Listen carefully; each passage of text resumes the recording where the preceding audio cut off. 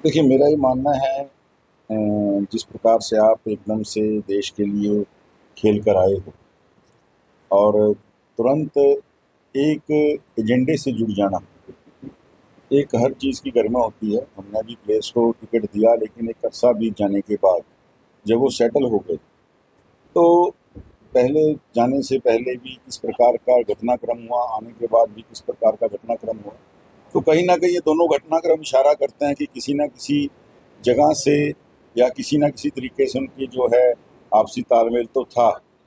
तो मुझे लगता है कि जो देश की गरिमा बढ़ाने वाले लोग हैं, निवेश जी एक सम्मानीय हमारी प्लेयर रही हैं। आज वो कांग्रेस में हैं। मैं उनको उनकी राजनीतिक जीवन के लिए भी शुभकामनाएँ देता हूँ।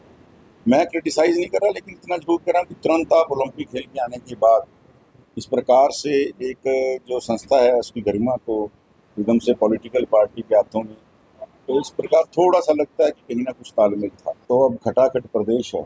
ये खटाखट पार्टी जो है, उनके द्वारा 3 सरकारें इस देश के अंदर चल रही हैं। जिस प्रकार से वो खटाखट झूठ बोल के सत्ता में आए, इन प्रदेशों को खटाखट वो सफाचट करने वाले हैं और फटाफट जाने वाले हैं, क्योंकि इन लोगों का एजेंडा केवल सत्ता प्राप्ति है। ये टिकाव की राजनीति नहीं करते, ना ये आर्थिक टिकाव दे सकते हैं, ना ये आप देखिए हिमाचल के मुख्यमंत्री को खुद कहना पड़ा कि हमारे पास अभी तनख्वाह के पैसे नहीं। और ये किस और इशारा करता है? कर्नाटक को अपने नेचुरल रिसोर्सेज के लिए दुहाई देनी पड़ रही है कि हम उनका इस्तेमाल करेंगे, दोहन शुरू करेंगे। और तेलंगाना भी उसी रास्ते के ऊपर है। मैं तो इतनी बात ज़रूर कहना चाहूँगा कि जिस प्रकार से आप सत्ता प्राप्त करने के लिए ये खटाखट जैसे शॉर्टकट इस्तेमाल करते हो, आज पंजाब के अंदर भी आर्थिक स्थिति क्या है, तो ये सब चीज़ें जनता जनार्दन को समझनी चाहिए कि राजनीति के अंदर पार्टियों का जो शॉर्टकट है, वो कभी भी प्रदेश को बचा नहीं सकता। और आज वो किस प्रकार से हिमाचल तो पहले भी यही था। भांग की खेती अगर होनी होती, लीगलाइज़ करनी होती, तो पहले क्यों नहीं की? पहले इनकी भी सरकारें रही हैं। लेकिन ये बात कह के कि आर्थिक स्थिति कमज़ोर हो गई है, इसलिए हम भांग की खेती जो है करना शुरू करना चाहते हैं, तो आप समझ ही सकते हैं कि किस प्रकार से इन्होंने प्रदेश को बर्बाद करने का काम किया। देखिए, बहुत बड़ा परिवार है भारतीय जनता पार्टी का परिवार। इन 10 सालों के अंदर बहुत बड़ा हुआ है। बहुत से साथी दूसरी धाराओं से भी आए। हमारा एक पुराना भी कैडर है। और मैं इतनी बात ज़रूर मानता हूँ कि भारतीय जनता पार्टी की रीति नीति के अंदर जो ढला हुआ कार्यकर्ता है, वो कभी भी पार्टी की विचारधारा के खिलाफ नहीं जाता। और जो कुछ साथी जो गुस्सा है, उस गुस्से को जो है उनको मना भी दिया जाएगा, दूर भी कर दिया जाएगा। अंततः आप देखिएगा, जैसे मैंने कहा, बड़ा परिवार के अंदर कुछ बातें उठ ज़रूर सकती हैं, लेकिन उनको जो है शांत भी कर दिया। इस विधानसभा के अम्बाला शहर के विधानसभा के कार्यालय का हवन पूजन करके आज आरंभ किया है और कल हम अपना नॉमिनेशन जो है फाइल करेंगे सभी कार्यकर्ताओं के साथ। माननीय मुख्यमंत्री जी इस अवसर पर अपना प्यार, अपना आशीर्वाद देने के लिए उपस्थित रहेंगे और बड़ा उत्साह इस बार अम्बाला शहर भारतीय जनता पार्टी के कार्यकर्ताओं में है। उनका लगातार जिस प्रकार से संपर्क हो रहा है, लगातार जिस प्रकार से वो काम में लगे हैं, निश्चित रूप से तीसरी बार लगातार भारतीय जनता पार्टी के नाते इस बार अम्बाला शहर विधानसभा से कमल का खिलना तय है।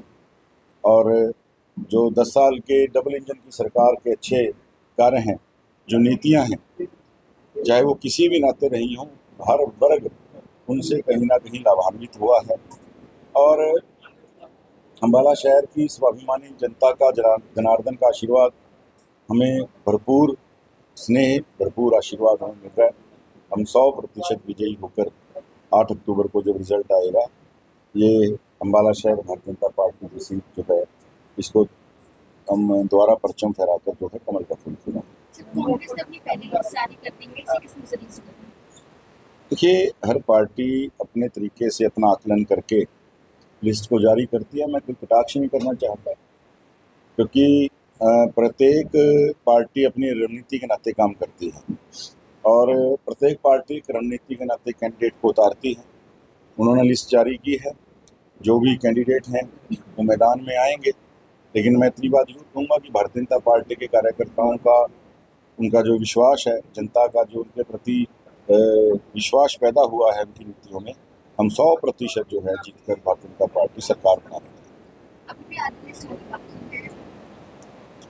देखिए, जैसे मैंने कहा कि ऐसे तो कुछ हमारे कैंडिडेट भी डिक्लेयर होने बाकी हैं, कांग्रेस की भी लिस्टें बाकी हैं, लेकिन एक बात उनकी सूची में स्पष्ट रूप से समझ आती है कि अंतर्कलह जो कांग्रेस के अंदर है, पहली सूची के अंदर जिस प्रकार से उन्होंने केवल सिटिंग विधायकों की 2-4 सीटें और डिक्लेयर की हैं, जैसे मैंने कहा उनका इंटरनल मामला, लेकिन अंतर्कलह और दबाव इस सूची के अंदर साफ दिखाई देता है कि कांग्रेस जो है बहुत दबाव के अंदर इस सूची को जो है जारी किया और आगे भी दबाव उनके ऊपर रहने वाला है।